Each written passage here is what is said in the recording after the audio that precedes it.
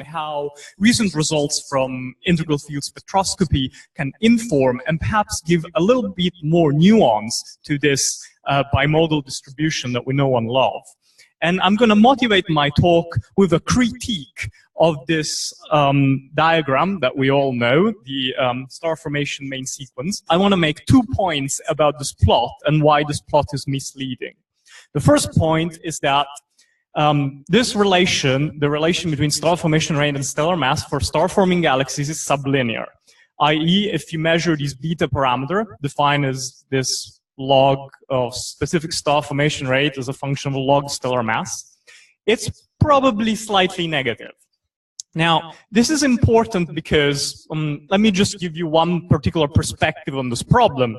So what I'm interested in is what the role of quiescent regions might be in galaxies on the star-forming main sequence. And this is a particularly interesting perspective on this problem from this paper by Abramson in 2014. He argues that if you look at the relation between specific star formation rate and stellar mass for galaxies as a whole, you have this negative slope, whereby more massive galaxies have lower specific star formation rates. However, if you actually consider the part of the galaxy that actually is forming stars, namely the disk, and you calculate the specific star formation rate as the star formation rate divided by the mass of the disk, then this relation flattens substantially. Hence, disks grow with beta equals 0. Now, this is a very interesting statement because it's telling us that the star formation main sequence might effectively be bending because we're putting in this main sequence regions that are quiescent. And one of the questions I want to answer is, can we trace this using integral field spectroscopy? And if so, do disks really grow with beta equals 0? Now, I want to make another point on this diagram, which I think is even more misleading, and this is related to this passive population of galaxies below the star formation main sequence. Now, a lot of theorists look at this plot and see this parallel sequence. That's not a sequence, these are upper limits. The fact that they look like that is because in MPA JHU, they were set basically all to have a specific star formation rate of -12, and that's why they look like a parallel sequence. They're actually best interpreted as upper limits. However, there is something interesting about the passive population as far as I'm concerned, which is that a significant fraction of galaxies on the red sequence actually do have detected line emission, even H-alpha, which is our usual trace of a star formation rate. Now, this is not a detail. If you look at the equivalent width of H-alpha distribution for galaxies in the Sloan Digital Sky Survey, it's interestingly bimodal. You have a peak at high equivalent width of H-alpha. Let me see if I can use this even to point. Yeah, well, you could probably see these are the star-forming galaxies at high equivalent width of H-alpha. And then there's another peak, a low equivalent width of H-alpha, that corresponds to galaxy on the red sequence. Now, what is ionizing the gas in this peak?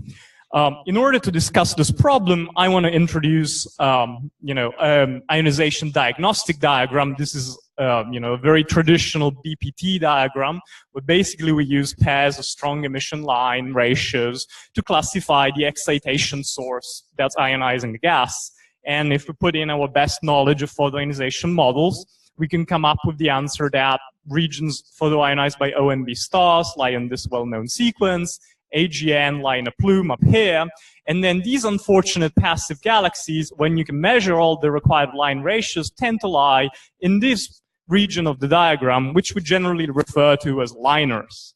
Now, this is a great way of hiding our ignorance of what goes on here by using an acronym, which actually stands for low ionization nuclear emission line regions. And for a long time, this region of the diagnostic diagram has been very controversial. There are, of course, thinking that liners might be caused by inefficiently accreting black holes or shocks. But what I want to get your attention to is the idea that these liners might be due to old stellar populations. This is not a new idea. It was originally suggested by this set of papers in the 90s, and then later on refined with more modern stellar population modeling. This is an attempt from one of my papers in collaboration with Claudia Marston, where we looked at her population models and basically wanted to predict the equivalent width of H-alpha that this old stellar population, mostly post-AGB stars, would create in a passive galaxy if there is some gas present? And the answer is that you get equivalent widths of the order of a couple of angstroms, generally always lower than this 3 angstrom limit, which is, if you want to think about it in, in terms of a cutoff, is a very useful cutoff for classifying star-forming and passive galaxies in terms of their equivalent width of H alpha. So I want to use integral field spectroscopy to trace quiescent regions, but if I throw away all regions that have line emission and say that they're AGN, and I'm completely misidentifying these regions, which are actually passive regions with old stellar populations. Now, I'm going to show you a little bit of data from Sloan for MaNGA. This is a survey I've been involved with since its very start. It's an integral field spectroscopy survey. We are doing about 10,000 low redshift galaxies with the 2.5 meter Sloan telescope. We are using the same spectrographs as Sloan, so as BOSS. Instead of using single fibers, we use fiber bundles of different sizes to get results spectroscopy. Here are some idea of what MaNGA does. I'm not going to go through the various technical specs. You can ask me if you're interested. Always happy to hear and have more people use the MaNGA data. What I really want to get your attention on is that we've had our second data release last week, and there's more than 2,000 fully reduced data cubes for you to play with if you're interested. Now, here I am showing you some typical data from MaNGA. And in particular, I've picked 3 galaxies that kind of span the range in terms of the importance of quiescent regions in the galaxy population of redshift 0. We have a blue cloud galaxy with lots of H alpha along the spiral arms and spectroscopically defined as star forming. No surprise there. We have, at the other end of the spectrum, an early type galaxy with lots of H alpha, low equivalent widths of H alpha, and it's generally classified as liner everywhere. There's also an intermediate type of, if you want, excitation morphology, with a galaxy that has lots of H alpha in rings and arms, but has a liner-like central region. So does my hypothesis hold true that when we see liner-like excitation, we also have low equivalent widths of H alpha? In short, it does. Indeed, if you plot the histograms of the equivalent width of H alpha for these different galaxies, and here I'm histogramming each single region or spaxel within these galaxies, you see that in these sorts of galaxies where you have liner excitation everywhere, you inevitably have equivalent widths of H alpha that are lower than 3 angstrom, consistent with this idea that these are actually quiescent regions, so regions that have stopped forming stars and are just ionized by this old stellar population. If you're not convinced by this, we can even look at the stellar populations within these galaxies, for example, using the D4000 as a tracer for stellar age. And you see a direct correspondence between, say, in a passive galaxy, you have low equivalent width of H alpha, and you have high D4000, which means old stellar populations, and vice versa. In a star-forming galaxy, you have high equivalent width of H alpha and low D4000, corresponding to young stellar populations. And in a galaxy like that, you see this sharp transition between the old bulge and the young disk. Now, why I'm belaboring on this is that in MaNGA, we never see bulges to be lineless. We always see bulges, if they're not star-forming, to shine as layers or liners. And I'm going to stop calling them liners because actually the acronym was predicated on the fact that these regions are only nuclear, but really we see them to exist as extended structures in galaxies as well. So I think layer sounds a lot better. Okay, so I want to spend the next couple of minutes and a couple more slides answering the first question that I was trying to ask, namely, how does the specific star formation rate behave in these galaxies? So first I'm going to tell you, where do these centrally quiescent galaxies live? So these are galaxies, as I told you before, where the central regions shine as layers. These galaxies live at the high mass end of the star-forming main sequence and in the green valley. In the same way as you plot an optical, a UV optical color diagram, you can see that these galaxies lie in the green valley. And the question I want to answer is, do galaxies lie in the green valley because they have a red bulge, which is quiescent and is not forming stars anymore? Or and they have a normal blue disk? Or is it because their disks are also fading and they're different from the disks of blue cloud galaxies? In order to answer this question, I'm going to show you profiles of the equivalent width of H alpha and the specific star formation rate. These are really tracing the same thing insofar as the equivalent width of H alpha is a good tracer for specific star formation rate. In stacks of stellar mass, going all the way from 10 to the 9 to 10 to the 11.5, for galaxies on the blue cloud and in the green valley, so under the star formation main sequence. There's a lot of information in this plot. I just want to get your attention on a couple of key features. First, if you look at large radii in the blue cloud, you can see that the specific star formation rate decreases as a function of integrated total mass, even in the disks. It doesn't decrease by much, but you can definitely see that beta is less than 0 in the outer regions of these galaxies. So the picture is slightly more nuanced than what the Abramson paper was trying to sell it to you. The other thing, which is of course very clear, is that there's a strong suppression in specific star formation rate in the centers of massive galaxies. This is of course consistent with the idea of inside-out growth.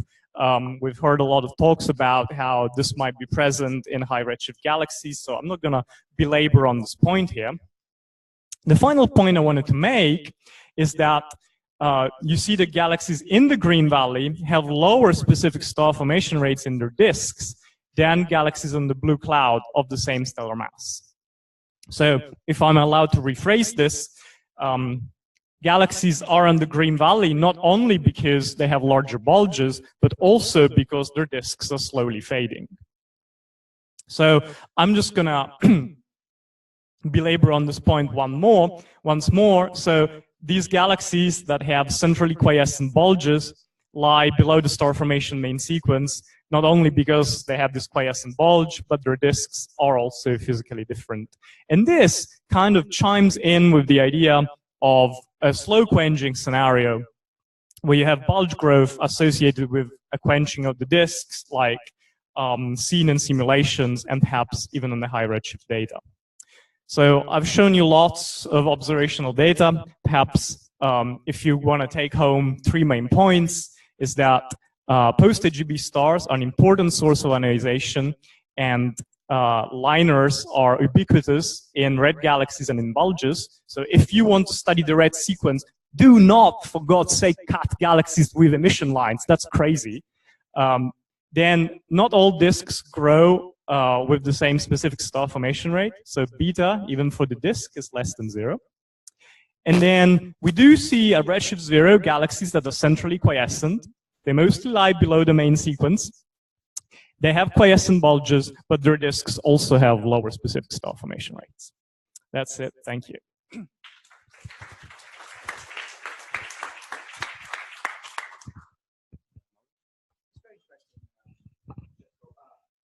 Presumably, as the galaxy evolves passively, right, the all population, the evolution of all stars changes the test variations of the It changes very slowly, though. It's so it's difficult to test this hypothesis, you know, above the kind of first level, because there's also effects of geometry which are difficult to take into account.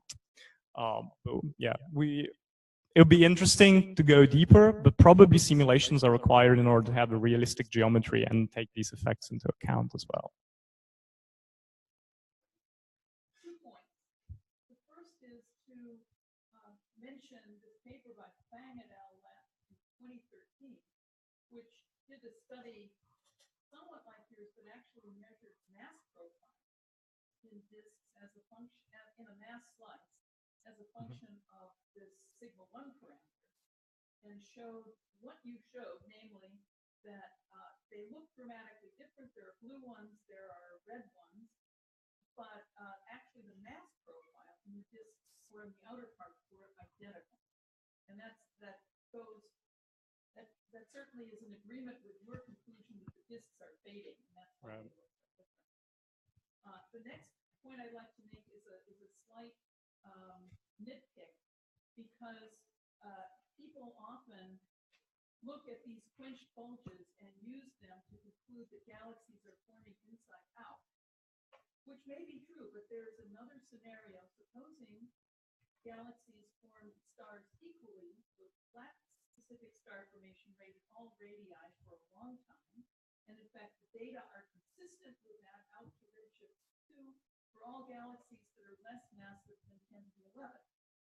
So if that's happening, and then in late times they begin to go out, but they go out first from the middles, then a better description is not inside-out growth, but rather inside-out quenching. So I'd just like to bring that alternative terminology to your attention. Thank you. I think it's following up on that with a slightly different bit. You were interpreting the suppressed specific star formation rates in the middle as a result of quenching, but couldn't it equally be that you had an old system and you grew a new disk around that system? It would still look the same because you simply have a lot of old stuff like that, even though you had new stars on the top. I'm sorry if I'm saying exactly the same thing. That would be inside-out growth. Yeah, I mean, in a sense, it is the picture, right? The central regions form first, and that's how we believe disks are forming. But yeah, the interplay between the disk and the bulge is complicated, and it's not clear what comes first and what comes after. And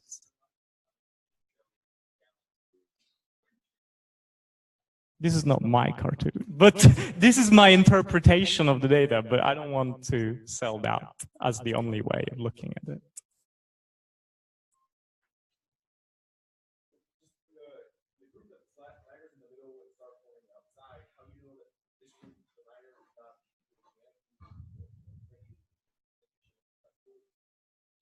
Well, actually, both could be true to some extent, in the sense that as far as the analysis of trying to understand what quiescent regions are, then perhaps you don't care. But on the other hand, there's several arguments that you can make, both from a gas ionization perspective, looking at things like the ionization parameter of the gas, looking at the energetics requirements to power all of this liner emission. And these are detailed in my 2016 paper. And basically the conclusion is that it's unlikely that on kiloparsec scales, weak AGN can power this liner emission that we see. Right.